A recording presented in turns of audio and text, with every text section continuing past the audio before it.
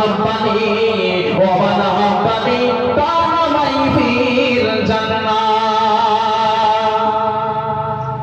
আল্লাহ পাক হাদিস আল্লাহ নবী হাদিস শরীফে জানিয়ে দিয়েছেন মান আহাব্বা সুন্নতি ফাকাদ আহাব্বানি ওয়া মান আহাব্বানি কানা মাই ফিল জান্নাহ।